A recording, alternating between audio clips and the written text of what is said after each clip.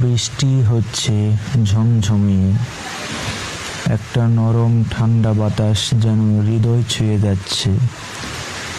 স্টেশনের প্ল্যাটফর্ম ভিজে উঠেছে, দূর থেকে একটা ট্রেন ধীরে ধীরে রিভার্সে আসছে।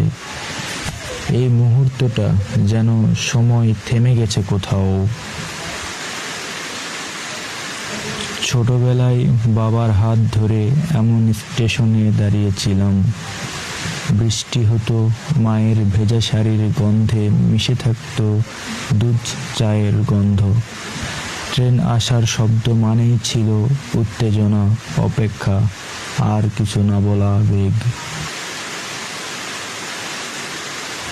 আজ এত বছর পর এই একই ট্রেন, একই রেল লাইন, একই রকম বৃষ্টি, শুধু মানুষগুলো বদলে গেছে।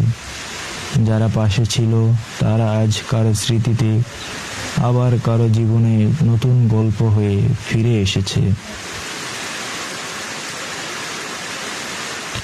এই ট্রেনটা যেন সময়ের প্রতিচ্ছবি, সামনে না গিয়ে পিছনে আসছে।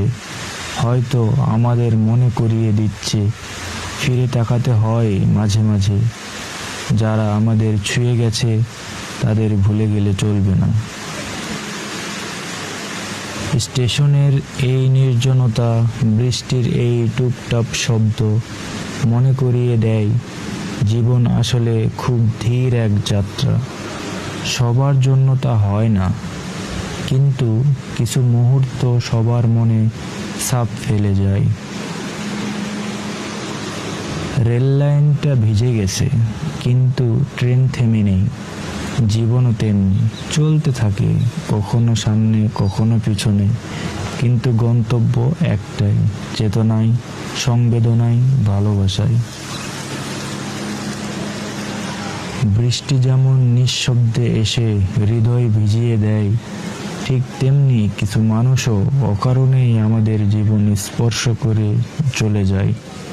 তারা চিরকাল থাকে না, এক ধরনের নীরব ভালোবাসা হয়ে ভিতরে রয়ে যায়।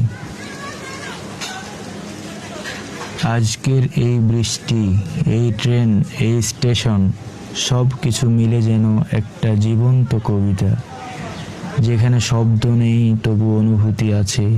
তোমার মনেও কি এমন কিছু ভিজে যাচ্ছে আজ? তবে থেমো না, শুধু অনুভব করো, কারণ জীবন এক চলন্ত ট্রেন। সব সময় সামনে না, মাঝে মধ্যে পিছনেও যেতে হয় মনে রাখার জন্য। কেমন লাগলো বন্ধুরা আজকের এই ভিডিওটি? আপনাদের এমন জার্নির অনুভূতিটা জানাতে ভুলবেন না কিন্তু।